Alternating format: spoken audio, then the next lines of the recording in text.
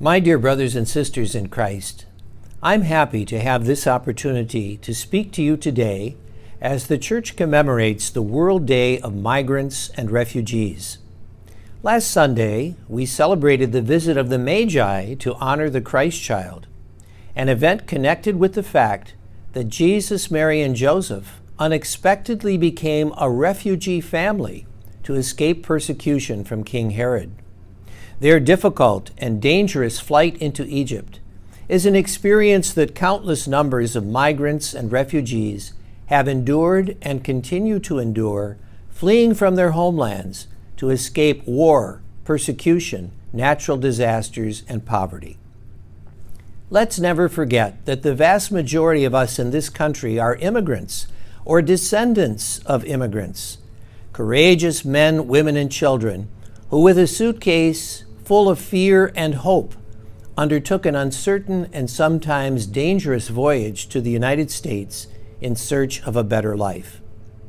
Regardless of who we are or where we come from, we are all part of the same human family and are all called to live in peace with one another.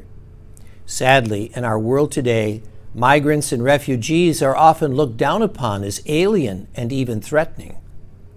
Biblical teaching and Christ Himself oblige us, together with all believers and men and women of goodwill, to respond to the many challenges of contemporary migration, promptly and with compassion, generosity, wisdom, and foresight, each according to his or her ability.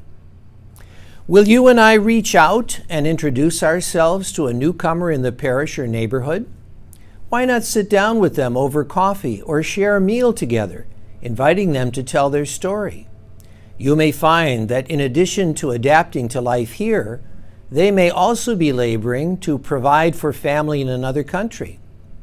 Another avenue of compassion and concern would be to offer your services to Catholic charities or other local social service agencies that reach out to immigrants and refugees.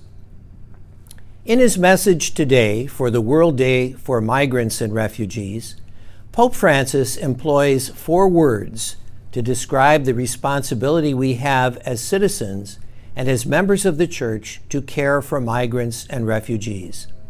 The 4 words are welcome, protect, promote, and integrate. In your neighborhood and faith community, who are the recent immigrants and refugees whose faces you may see each Sunday, but whose name you don't know? Why not reach out and welcome them as brothers and sisters? We also need to be concerned to protect their rights and dignity, as well as their personal safety and access to basic services. Even more, we need to promote their efforts to achieve a life of dignity, of personal and religious freedom, and the opportunity of honest employment.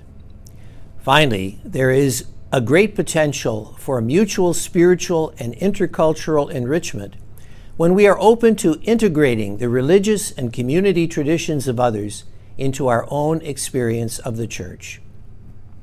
In a world that is so divided, may God bless you for your every effort to bridge the gap and to create a harmonious community that embraces immigrants and refugees to our great country.